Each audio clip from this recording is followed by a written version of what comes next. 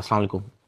आज मैं आपसे सादुर्रहमान बन के बात करूंगा, ना कि डकी भाई। मैं नहीं चाहता कि कोई ये सोचे कि इस वीडियो का मकसद जो मेरे पे FIR हुई है उसकी कोई जस्टिफिकेशन है। I am simply here to apologise. मेरे किसी भी कंटेंट से अगर आज तक कोई भी नेगेटिवली इम्पैक्ट हुआ है, मैं उस चीज़ के लिए माफ़ी मांगता हूँ। मेरी हमेशा से सिर्फ यही इंटेंशन रही है कि मैं लोगों को एंटरटेन करता रहूँ और कुछ ना कुछ जो है वो मैं नया लाता रहूँ। लेकिन मेरे अनजाने ना अनजाने में अगर मेरे से कोई कंटेंट कभी ऐसा पोस्ट हुआ है जिससे कुछ नेगेटिवली इम्पैक्ट हुआ है, या कोई प्रमोशन ऐसी हुई है जिससे कोई नेगेटिवली इम्पैक्ट हुआ है, मैं उस चीज़ के लिए पूरे कौम से माफ़ी मांगता हूँ। Let the court handle. मैं लीगली इस मैटर को एंड तक देखूंगा। मैं कोर्ट्स के साथ पूरी तरह कोऑपरेट करने को रेडी हूँ और कर रहा हूँ। मैं इदारे के साथ पूरी तरह कोऑपरेट करूँगा और जो भी जज साहब मेरे केस का फैसला लेंगे मैं वो कबूल करूँगा।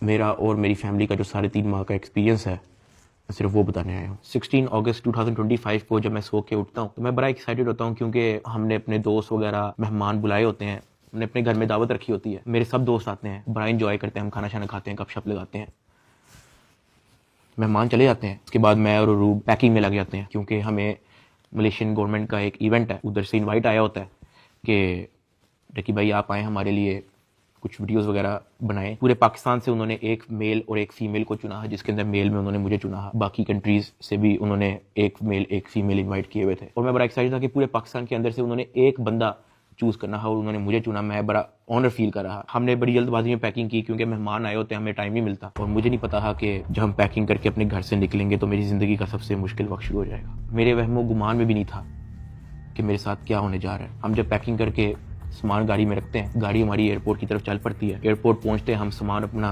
अनलोड करते हैं। रात के 9 बजे के करीब हमारी फ्लाइट होती है। हम काउंटर पे जाते हैं और हमें अपना बोर्डिंग पास मिल जाता है। उसके बाद जहाँ पे इमिग्रेशन होनी होती है, जहाँ पे आपके पासपोर्ट पे एग्जिट स्टैंप लगती है, हम जब वहाँ पे पहुंचते हैं तो वो मेरे से पूछते हैं कि आप पे कोई FIR तो नहीं है।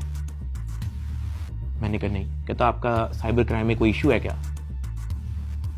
मैंने कहा नहीं। कहते आप हमारे साथ आ जाएं। मैं और अरूब एक दूसरे की तरफ देखते हैं कि ये क्या हो गया। हम किसी को ऑन टाइम ज्यादा इन्फॉर्म ही नहीं कर पाते हैं। मैंने ज़िया को सिर्फ मैसेज कर दिया है कि ये इस तरह से इशू हो गया है, तो शायद हम फ्लाई ना कर पाए, तो आप प्लीज गाड़ी जो है वो एयरपोर्ट ले आओ और हमें यहाँ से पिक कर लो। हमें लगा कि शायद हमें बस सिर्फ फ्लाई नहीं करने देंगे और हम घर जा सकेंगे। 5-10 मिनट के बाद इमिग्रेशन वाले हमसे हमारे मोबाइल ले लेते हैं, कहते हैं कि इसको एयरप्लेन मोड पे लगा दें, और अरूब की तरफ वो इशारा करते हैं कि अगर आप जाना चाह रही हैं मलेशिया तो आप जा सकती हैं।